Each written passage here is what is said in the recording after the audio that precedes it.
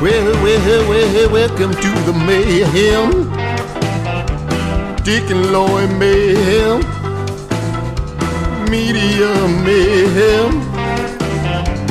Marketing a Mayhem. You might love it, you might hate it. It's my favorite freaking show. Come on in. We've got Crosby Kemper III in the Cigar Lounge ready to chat. From banking to the director of the Kansas City Library to thoughts on developments around KC and growing up Kemper in Kansas City. We'll down a few mimosas and get the story from a truly engaging guy. An old friend is singing back in the employee lounge too. And we'll be ready to... let me get this. Yes, hello? Oh, hey, champ, it's Buzz. Oh, yeah, Buzz, the sales guy for our podcast. Martini, yeah, how you doing, champ? Hey, listen, Dick. What's up? I hear you got Crosby Kemper on the show. Oh, yeah, Crosby, yeah. That's great. Yeah. I mean, that guy's something else. What a guy. You talk about a renaissance man. Yeah. He makes Leonardo da Vinci look like a toll booth operator. Okay. Yeah, well, tell him I said hi. Oh, you know him? Oh. Well, yeah, I mean, not yeah. exact. I mean, we run the same circles. Oh. I mean, but not that well. I mean, I opened a checking account at the Sunfresh. Oh, okay. Well, he's not into banking now. He's with the library. Oh, really? The library? Yeah. Oh, yeah. Hey, yeah, I've been there too once. Yeah. Oh, yeah, me too. Yeah, I had to go. It was what? Downtown, and you can't hold it forever. Oh, I mean, there they are. Come on. Yeah. Anyway, take it easy, champ. Loy, here we are, back at Diebel's, and we've got some cigars going early in the morning, and a special guest with us. Yeah, a very special guest. We've got Crosby Kemper with us this morning. Everybody knows who Crosby Kemper is. He's Uh-oh. yeah. Oh, where do we go from there? And they know who Jesse James is and who Mickey Mouse is, and where do I a fit in that local spectrum? hero to many, as was, I guess, Jesse James. Well, yeah, to some, yeah, a few. Except he was on the other side of the banking thing. Yeah, I have to say, not bankers. Did you ever do Jesse James on the Meet the Past series? Did you yes, really? Yes, we did. Oh, cool. Yeah. Bill Worley's son, Aaron Worley, played him, and he came armed, and I was a little frightened. Oh, really? Yeah, Sure. absolutely. Yeah.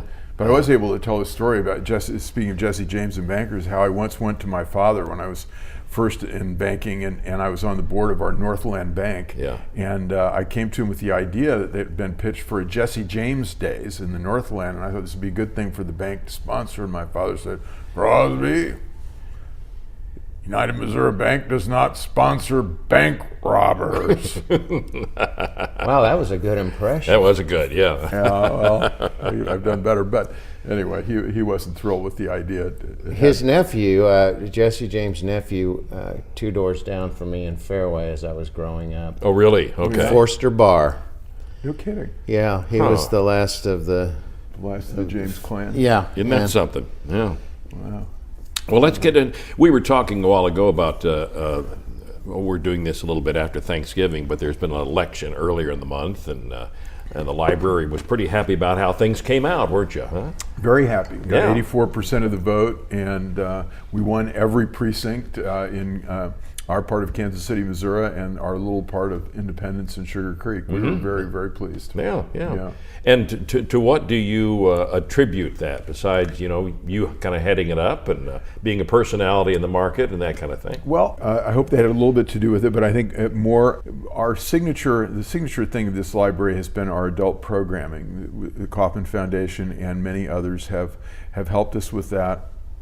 And we've reached all elements of the community, I think, with it. We've done serious issue programming around the important issues for the whole city. We've done things for each of the communities within the community, the African American community, the Hispanic community, cultural and educational programs, et cetera.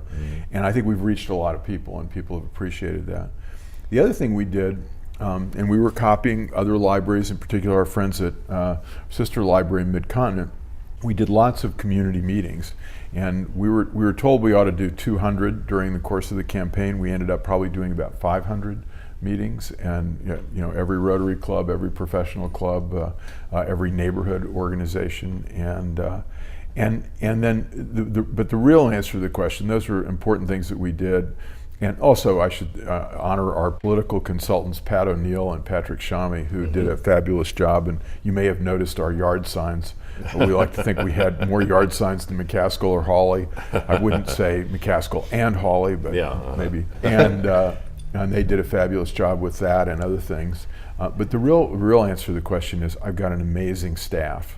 And they were out in the community. They've always been out in the community. And there's probably no institution in America that has better public perception, trust among the public than libraries in general. And I think our library may be special even in that category. Yeah. Well, I've certainly enjoyed a lot of the book-oriented events that you've had there with authors. And you mentioned Pat O'Neill. He's had a few there. Pat has been in the library a lot, and we get very, very good crowds. Most of them, of course, are his relatives. He has a big family, He does. Really big family. So we know we'll get a good crowd if just the O'Neills show up. That's right. And Jack Cashill. And my longtime friend Jack, who writes very entertaining and frequently very enlightening books.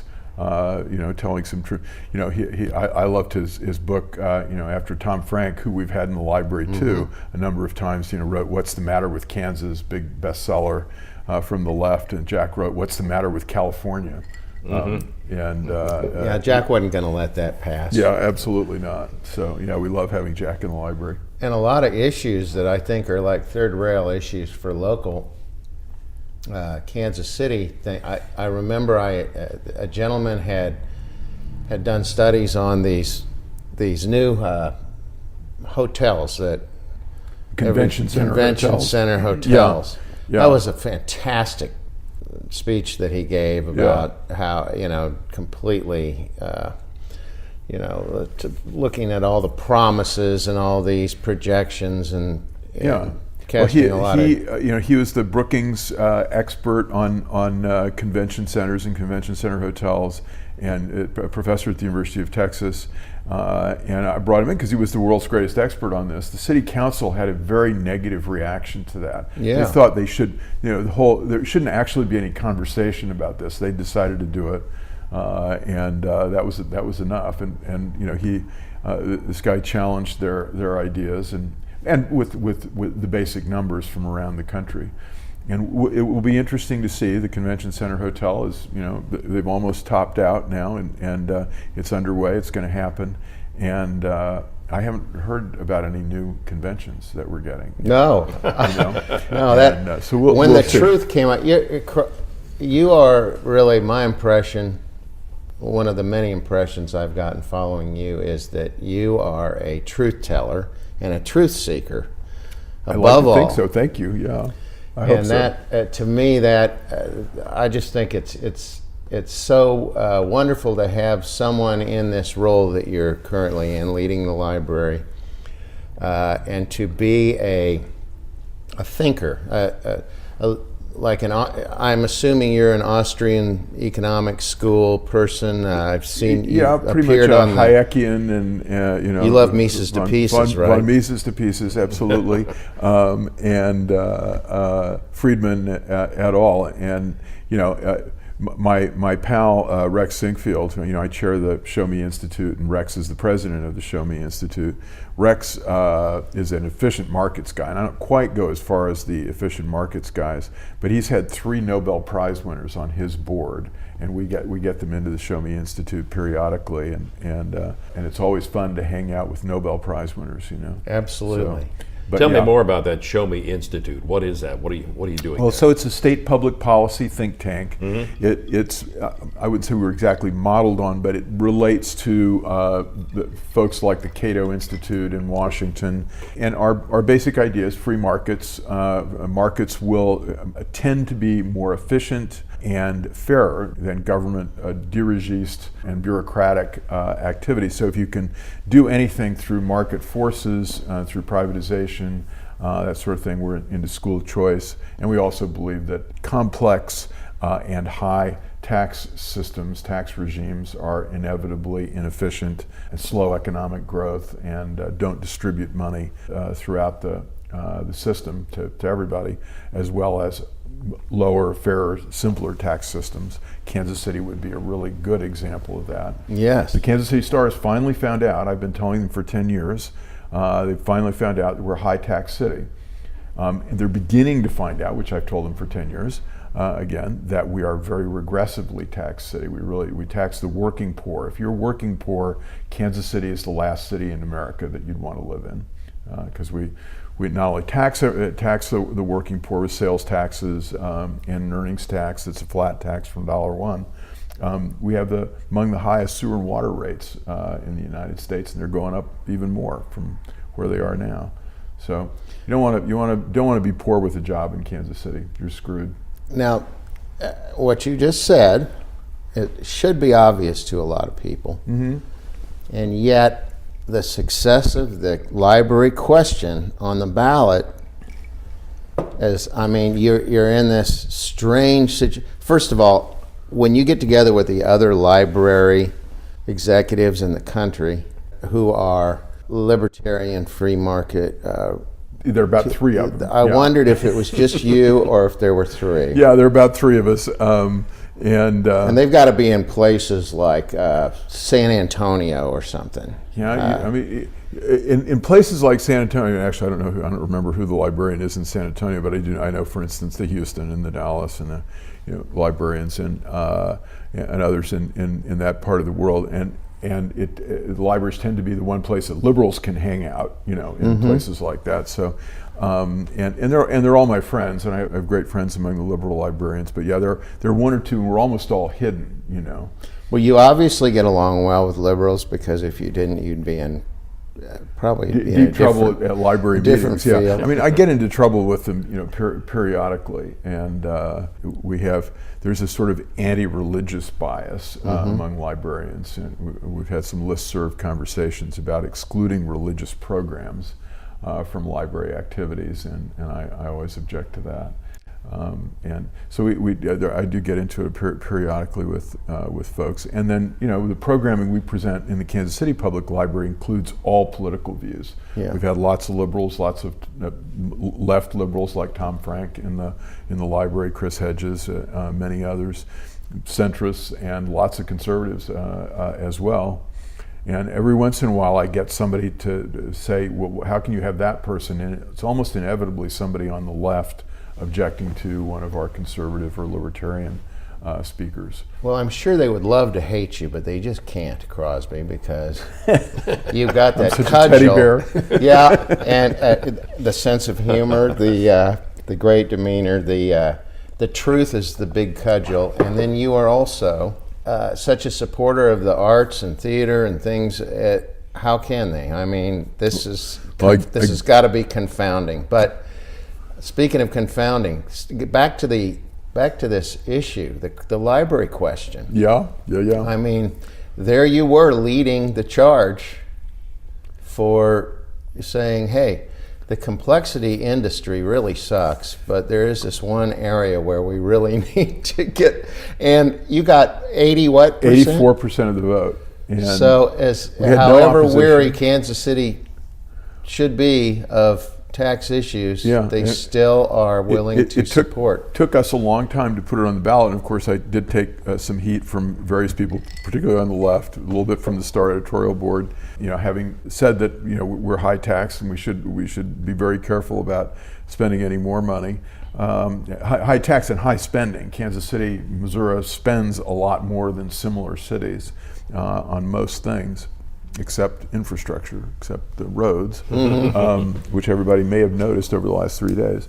But so I got some kidding about that, but the easy answer to that, and it's why my friends like Jack Cashel or Dan Coffey or John Murphy or people who've led the charge against certain taxes in town supported us, is because we had to do this because the city, with its economic development policy, takes money from the library, the school district, the mental health levy, and gives it to developers through tax increment financing, TIF, and tax abatement.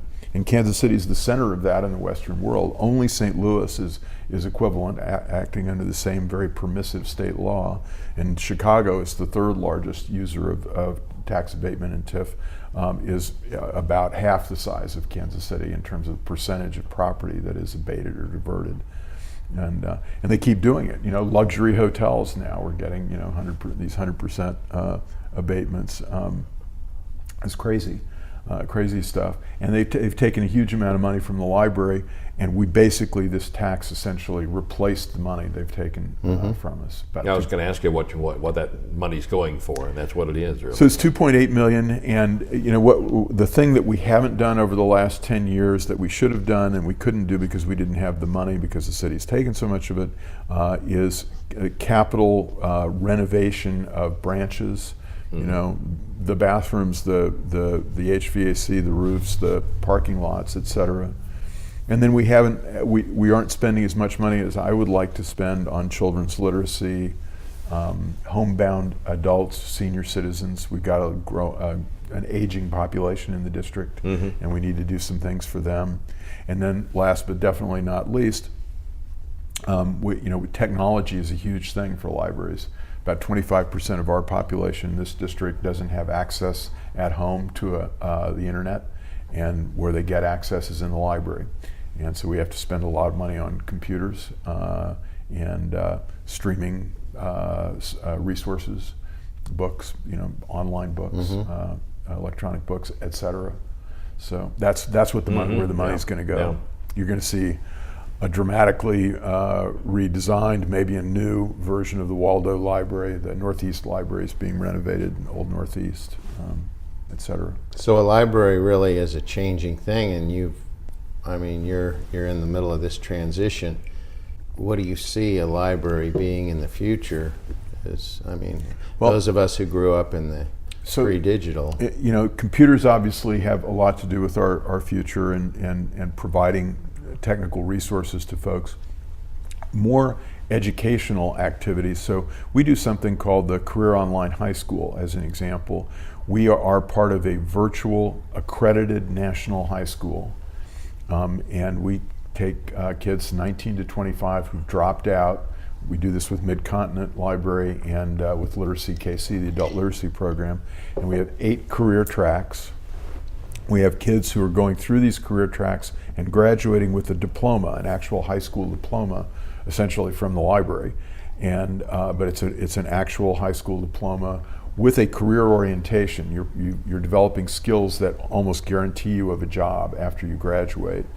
Now this is something libraries have always done GEDs and things like that, but this is actual a participation in the educational network of the city. And it's been successful. We've been doing this for a couple of years. We have graduates. We have about 600 people in the pipeline, 600 kids in the pipeline. And so you'll see us do more things like that. We've got a thing called P2P, peer-to-peer university, that is a curated online virtual post-secondary college education. We're the lead library in the country for this is an experiment that comes out of the MIT Media Lab. We're creating learning circles that are like classrooms, like college classrooms inside the library. So that's part of the future. So there's a connection factor there. Yeah. That is something that really didn't exist that much way back when it was books. We've talked about virtual education for a long time, and it hasn't been very successful. And because the completion rates are so low, and it's because you're left on your own, and motivation is a huge issue. Peer pressure is a huge thing in education. And what we've done with these 2 programs is we've created essentially a classroom-like environment and some human support and mentoring that dramatically increases the completion rates for these courses. And so that's a part of it. The library as a community center is a part of the future of the library. We've developed that over the last 10 or 20 years. Libraries in general, we've done a particularly good job, I think, in the Kansas City Public Library, partly because of our programming that we talked about. And then I think that the other thing that you're going to see in the future of libraries that which technology enters in, and exactly who runs this and controls this is not clear, but we're working right now with the Kauffman Foundation and others to create the library card as an access card to the community. We've virtualized the card. Every child in the Kansas City School District has got the card. The number on the card is their school identifying number, which every child has memorized because it's also how they get lunch. Using this as a bus pass, as a cultural pass to Opera Ballet Symphony, to the museums, the Nelson, the Kemper, the Nerman, et cetera, and to recreational activities with rewards and incentives built into it, and also a great database of what works for kids in terms of improving their school performance. So we think that idea has some variation on that idea is something that libraries, working with schools, working with cultural institutions in a community, will be the center of. And a lot of it has to do with technology, but it also has to do with the key ingredient is libraries are the most trusted civic institution. And I think we're a particularly good example of that, as our 84% vote shows. And we have a right to be a player in this universe. Mm-hmm. I understand and just reading a little bit in your background of things, that if anyone's missing books at the library, they may be in your apartment. How many books do you have in your apartment? So I haven't counted them lately, and I got married recently to Deborah Sandler, who's the director of the Lyric Opera of Kansas City, and we bought a house. So I've moved out of my fabled apartment that has wall-to-wall books. Oh, okay. We moved into a house just off the plaza here, and we have a basement area that's got 5 rooms, all of which have got a lot of books in them. Okay. Probably about 25,000, somewhere between 20 and 25,000. Really? So you just moved all those? Not only did I just move all of them and then almost finished putting them up in the lower level of the house, and we got a flood. There was a rain about, I don't know, it's now 6 weeks ago or something, that flooded the basement, and so I had a swimming pool that I hadn't planned on for a little while, and all the books got moved out of the basement and back into the garage in boxes where they were, because we're cleaning it all up. And did you lose many books? Only about 100, but a few of my favorites. So I'm in the process of replacing. Now, when they go back in, is there any OCD stuff going on as far as how you lay them out in the books and the library? I have my own system. Do you? Okay. And it's by the Crosby decimal system. Yeah, exactly. Topic and. One interesting factoid is the Dewey Decimal System is based on a system that was actually created in St. Louis by a guy named William Torrey Harris, who was the director of the library and the founder of their library. I'll be darned. And he actually created what became the Dewey Decimal System. And I'm working on a biography of. Are you? Of okay. Yeah, he's the most interesting man in the history of American education, because he created the first public extensive kindergarten system in the world with a woman named Susan Blow. He sent to Germany to investigate it. He created the first extensive education for women and for African Americans in the St. Louis public schools. And he became the U.S. Commissioner of Education, and he wrote with Charles Eliot, the president of Harvard, something called the Committee of 10 Report, which is a defense of a liberal education for every child, liberal arts education for every child. So he's a pretty neat guy. Now, you spent a lot of time, of course, in St. Louis when you were with UMB Bank down there. Right, I was the president of the bank in St. Louis. The mid-2000s or so, wasn't it? Yeah? Or early 2000s? Late 90s, 93 to 2000. Was it? Okay. Yeah, and then I became CEO of UMB in 2000. What's going on with St. Louis? Is it a dying city, or are they happening down there? So that's a complicated question. If you look at the total macro, St. Louis is slow growth, and not in great shape. It's a little worse than Kansas City in most macro terms, with one big exception, but it's an important exception. They have a very dynamic startup and tech culture.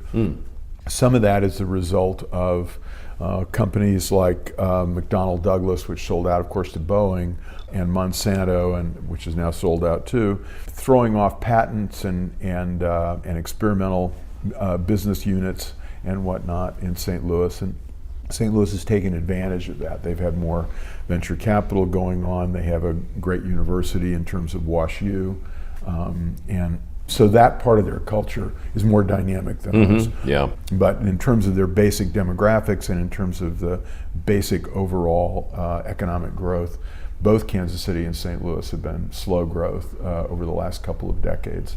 I personally attribute it to TIF. But Okay. and I do think actually that does have our total focus from a government point of view in Kansas City and St. Louis has been on real estate. And real estate is, I'm going to go wonky on you now for a second. Real estate is the least productive factor of production. It's necessary, but it doesn't add to economic growth. It's not a factor in the growth of productivity. And Kansas City and St. Louis have focused on real estate subsidy. And so we have, we renovated downtown, which was great, but we didn't actually grow any jobs in doing that. Yeah. Well, the organic growth that happens, I think, when things are allowed to depress, to go to the, when there's creative destruction, and people can organically come in and develop an area, they get squeezed out in a lot of these cases when the big TIF or the enterprise zones or any of the number of other things that distort the market come into place. There's an interruption of that organic growth, and a lot of times that's the deepest kind of dense growth that can occur. Well, you look at our two biggest subsidy projects in the history of the city are Cerner and Sprint. And Sprint is fairly obvious. We subsidized them at the very moment they were turning south, and their growth essentially had stopped, and the growth of jobs very dramatically stopped and declined. $900 million subsidy to Sprint. The campus is now, of course, for sale, or they've sold it actually. And Cerner's a different story. It's a better managed company than Sprint was when we subsidized them. Their business is probably still in a relatively speaking, a growth environment. They basically announced, though, in their last quarterly results that they expect plateaus to be reached. It's still a great company. I'm not knocking the company in any way, shape, or form. It's a great company, but the city chose to give them a gigantic subsidy at exactly the moment they were peaking. And the city is a terrible judge of economic growth, of economic development, and yet it's the biggest tool we've got in Kansas City is the real estate subsidies that come out of the EDC. And they're not people who are trained economically, they're not people who've been trained in business, they're trained to be deal makers. And they're paid from the fees of the deals. So there's an incentive for them to continue doing this stuff. And the bigger the better, and the bigger means it's going to be corporate subsidy of the larger companies, typically, which no longer growing. Now, when you left St. Louis, and you say St. Louis has that same kind of thing going on, you left them with you contributed a Shakespearean society I call myself the Johnny Appleseed of Shakespeare festivals. I helped Marilyn Strauss start the one here, and then I went and founded the one in St. Louis, and they're both going very, very strongly. And we reached between 20 and 30,000 people in Kansas City, and between 30 and 50,000 people in St. Louis every year. And schools have abandoned some of the classics, and so it's there's a hunger for great theater and for Shakespeare as the sort of founder of our view of the English language. Well, it's great we've been able to keep that going through the years. Absolutely. Also. Do you have a theater background? Because your show on KCPT, I mean, you are Meet the Past. So good on that, and the book shows and things. You're like you're the librarian, but you're like Dean Martin when you get out there. I mean, you're cool, you're hip, and you got jokes. That would explain our mimosas here. I guess you have got jokes. Well, where did all that come from? You must have spent some time in theater. I not really, a little bit, just a tiny bit, but I'm basically a 100% uncured Missouri ham, and so I do enjoy entertaining people, and the Meet the Past have been a lot of fun because we are enlightening. We're telling great stories about Missouri's past mostly. We've expanded beyond Missouri with Willa Cather and Thomas Jefferson and others, but libraries are pretty, and librarians are pretty good at telling stories, and I love to tell stories, and I love to tell stories about our history. So yeah, I guess I'm just a performer at heart. But the secret of Meet the Past is we've had some really great actors. Oh, do yes. it. Jen Chapman as an example, and they did great work. They really underplay that and make those characters so real. Yeah. You're used to such broad reenactors, and these guys, they're just sitting there talking to Crosby. Yep, exactly. Now I've got an idea here for a character. Maybe have you done Mel Blanc? No. This guy right here would play a good Mel Blanc. Oh, for that's you. a great idea. You know, That's give him a little, right. little sample of Mel. What kind of what was that first voice you came up with, Mel? What do you think? Huh? Well, I say, listen, boy, this is about as close as I get to Missouri. Oh, gotcha. Okay, yes, okay. Why I oughta. Well, Mel Blanc doesn't do Missouri, I don't think.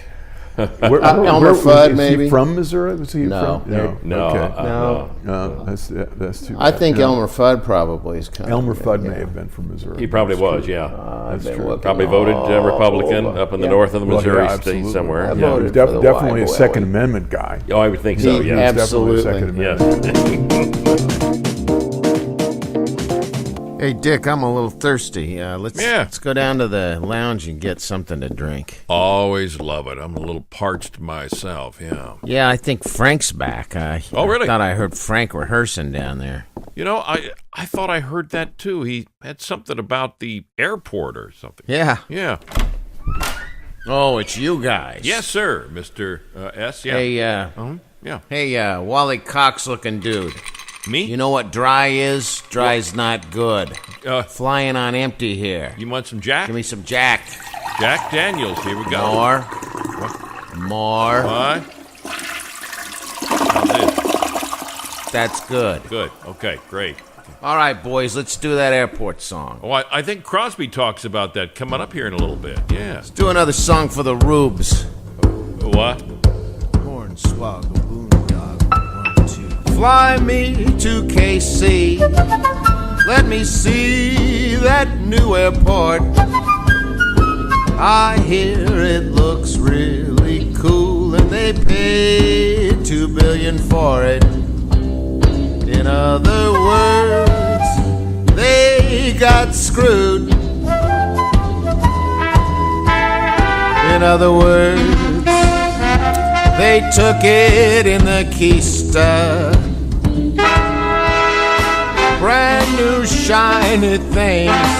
They always make us feel so good.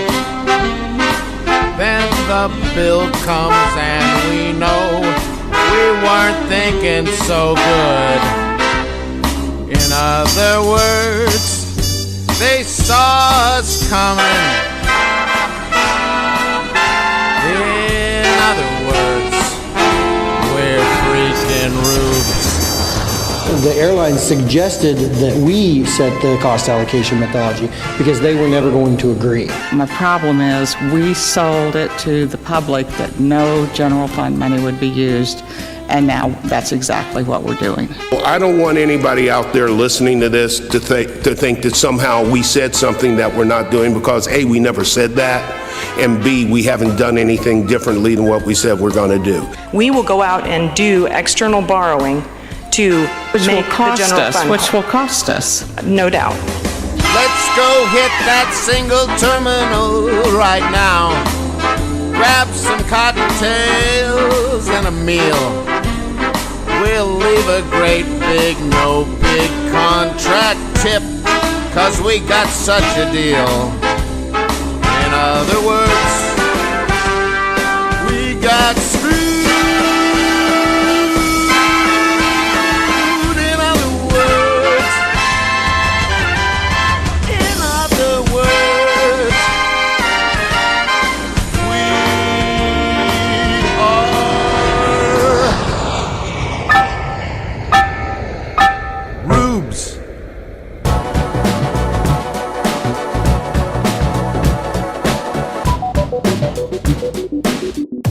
All right, wait a minute. I'm trying to light my cigar again. Let's get back down to the lounge with Crosby Kemper. a guy who won an award from Laura Bush that a lot of librarians around the country really cherish. What was it? So it's called the Gold Medal for Libraries and Museums, and it's given by the Institute of Museum and Library Services, the IMLS, which is our federal government agency for libraries and museums. And it's given in the White House every year. That's the tradition anyway.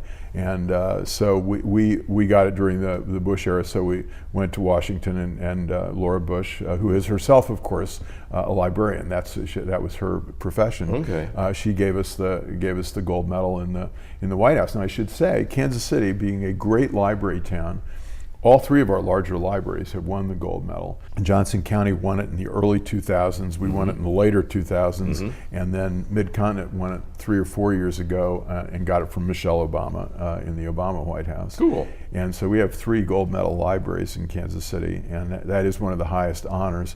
We are also the only Missouri library that has a 5-star rating from the Library Journal. They do a library rating system that's based on circulation and programming and various things, and per capita circulation, things like that. And we're a 5-star library, and the only one in the state, and one of only 11, I think, in our category nationally. So we're very proud of that. Very cool, yeah. You know what I love about my library card access is the Canopy app. Are you familiar with that? Oh yeah, no, absolutely. Streaming services. Wonderful thing, it's a streaming service. You've got movies, you've got documentaries, all those things you see winning awards a lot of times, you never know where to see them. They're there on the Canopy app. So it's just another benefit. So yeah, so you can get movies, you can get music of all kinds, streaming music, and then of course books. And you get it anywhere you are. As long as you're connected to the internet, you can be connected to the library. And so that's the fastest growing service we've got. Books are not disappearing by any means in our culture and in the library world, but we're getting access to more and more material online that we're able to give for free to our patrons. And so that's the fastest growing thing for us right now. I've been using the Libby app on my phone to download books and things from the library and read. Well, that's great. Well, it's, particularly if you travel a lot, if you're moving around a lot, or if it's the middle of the night and you've just read about something you've just got to get your hands on. Exactly, It's a huge benefit to be able to get these things online. Give us a little background what it was like growing up with the name Kemper in Kansas City. Well, my father and grandfather are very prominent in town, so you get a lot of recognition of that, and people assume that you can get tickets to anything that happened at Kemper Arena, which was untrue. And now, fortunately, I don't have that problem anymore. They can bother the Hy-Vee folks, Hy-Vee employees for it now. It has its advantages and disadvantages. People, I think the only opponent of the library had during the recent election was probably Dave Helling at the Star, and I sometimes think Dave has a reaction. I was a copy boy at the Star in 1969, and I could see some of the reporters, just as soon as they heard my name, there was a negative reaction, and you get typed in a lot of ways. So it has its positives and negatives, and so every time I'm going to talk to Dave Helling from now, I'm going to change my name. Take your wife's name. Yeah, it was rumored that he referred to the library as an elitist institution. Anyway, on the whole, in part because I think both my father and mother, and to a significant extent my grandfather, did good things in the world, certainly civic things in Kansas City. Sure, absolutely. I think it's, the name has got positive connotations, so my only difficulty is living up to that. You've done a great job with the library doing that. Well, thank you, Dave. Yes. One thing that the library wants to work on, that we've been trying to do, we live in a universe where we talked earlier about truth-telling. We live in a universe where there's a decline of the newspaper. We've got a lot of information online, some of it with not a high level of accuracy. And what role the library plays in that. And we've been talking to some journalists and people like David Vondrelli and Art Brisbane and Bob Lighton, who used to be the head of research at both Kaufman and Brookings, about what the library can do to make up for that? Are there things when we talk about things like the airport, for instance?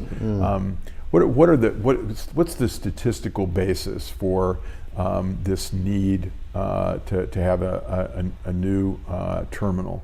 Will we really have more direct flights?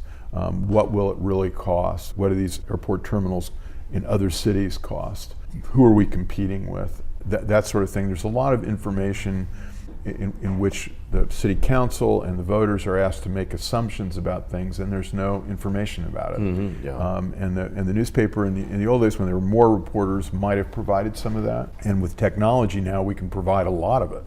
And so we're working on how we can present information unbiased, or if there are biases in information, we can present both sides.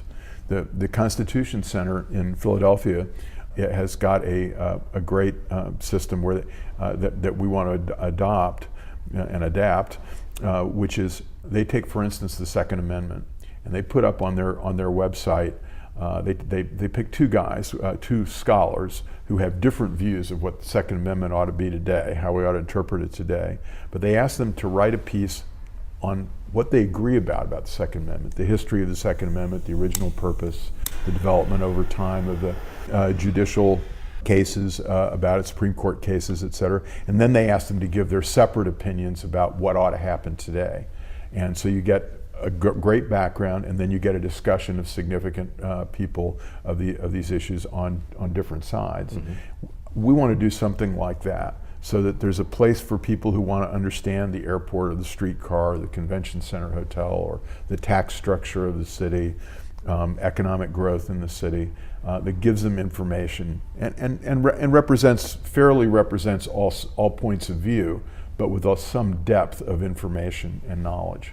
Well, that airport, what a great topic. I mean, what a great subject to the $2 billion airport you're talking about? You know, yeah. All for an Orange Julius stand. Right. Yeah. The truth was such a casualty in that whole, I mean, when that first subject first came up, I'm sure, I mean, I was thinking I could sit here right now and make, with 100% accuracy, predict all of the things that would happen 3 years down the road, that there would be budgetary overruns and the little pieces of truth that would leak out and have to be revealed eventually, and the whole process of the bidding and the whole deal. I mean, that's a complex. Well, the no bid contract originally was, of course, a scandal in and of itself. But all we had to do was, again, just informationally, all you had to do is look around at other terminals. Recent terminals have been built, and you knew that it was going to cost significantly more than $1 billion. That is number one. Number two, nobody did a study of, and it's all easily available. I mean, you can Google it and find out if you spend enough time Googling. Are direct flights. We kept hearing that we were going to get a lot more direct flights. In fact, we have more direct flights today than most cities our size. And direct flights are directly related to the size of the economy of the city. There's just no getting around that unless you have a tourist economy, which we don't have. And so Nashville has more flights than we do, but it's because people are coming in for the country music. And we don't have anything like that. So you look around, we're not going to have more direct flights. I mean, that's just simply an easy prediction unless we subsidize them, which we're not going to do probably. And you see, the cost we could have known by simply doing comparisons. It was going to cost more than they said it was going to cost, exactly. And we aren't going to get direct flights. And then, you know, the other thing about this is that's stunning is we've screwed it down to so few gates that we can't add airlines now. And unless, of course, Spirit and Allegiant go away, which they've announced they probably will go away because of the expense of the airport. So we might get a new airline, but it will replace an old one. And the big guys want them to pay the same amount. Yeah. And problemate and then solutionize. Yeah. So there are a number of things where the city council, the civic institutions, and the newspaper didn't do, because everybody was excited about this idea of a new terminal, didn't do their basic information gathering, basic analysis. And then the last thing I'd say about that is the consultant for the airport, and the Star touted this in a big way, said that we're going to roughly double by 2030 the number of enplanements, the number of passengers. And that is despite the fact, this has been in print maybe once or twice, 1999 to 2018, we have roughly speaking the same enplanements. We haven't grown the airport traffic in 20 years. So how in the next 12 years are we going to double traffic?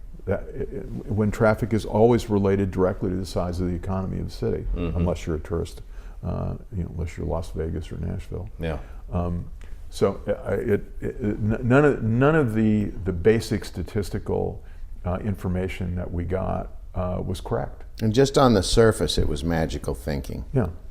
I mean, if you've ever put a business plan together, if you've ever put capital at risk, if you've ever done a legitimate marketing survey, to hear this is free, it's going to double the traffic, everybody's going to love it, it won't cost anything. Well, another number that we heard was that we might see a 3 to 5% increase in ticket prices. I guarantee you, it's going to be a $2 billion airport, and I guarantee you that the increase, the average ticket price will be somewhere in the neighborhood of 15 to 20%. And so, yeah, the taxpayers aren't paying for this, maybe. I mean, if some things fall apart, we'll see, but because they don't have a contract with anybody yet. But the person who pays for this is the working person who's not got a big salary, whose mom is 700 miles or 1,200 miles away, and is sick. That person is going to see ticket prices too high to go visit mom, that's what we're giving up to get this bright and shining new front door for the city.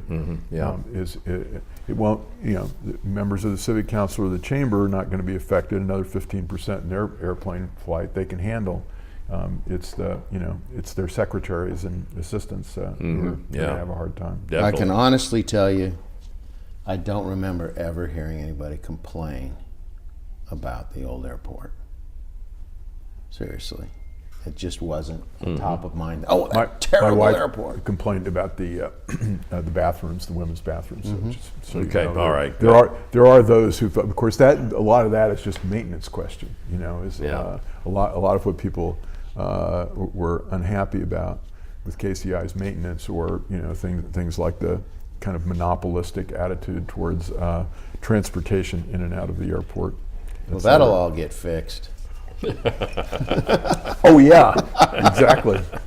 Well, do you want to put Crosby into our game show here for just a moment? I think we should. No, okay, good. Well, we have a little quiz show. It's called Germany or Florida. Crosby, every really idiotic, insane crime in the world happens either in Germany or Florida. Right. We found actually a library-oriented crime, and we're going to ask you whether this happened in Germany or in Florida. Okay, great. Right after we play the introduction jingle. Germany or Florida? Germany or Florida?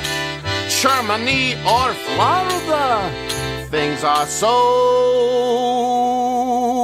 effed up there. All right. Well, Crosby, here we go with the story. Your job, of course, is to tell us if this happened in Germany or Florida. Okay. From 2014. 2014. And the records show that a couple of men were caught doing the dirty in the bathroom of a main library. And when confronted, one of them argued that there were no signs anywhere prohibiting that in the library. Some other cases went along too, with adventures going on and people watching pornography on library computers in the library and things like that. So it was just a mess. Yes. Yes. And of course, it is based basically on the fact there were no signs saying that you couldn't do any of this in the library. Well, that's got to be Germany, because they're very sign-oriented, Germany or Florida? He says Germany. The answer is out of Miami, Florida, this came. Jeepers creepers. Well, so there are just a lot of German tourists in Miami, I have to say. Well, that's good. Sorry, there's no prize today, prize but for have Crosby. another cigar, have some more mimosas, and thank you so much for joining us. This has been fabulous delightful today. Well, I've really enjoyed this. Crosby, thank you so much. Well, that about wraps it up for this version of Dick and Loy's Media and Marketing Mayhem. Thank you for listening this deep into the podcast. We'll be back with more engaging people to chat with coming up. Loy? You might love it, you might hate it. It's my favorite freaking show.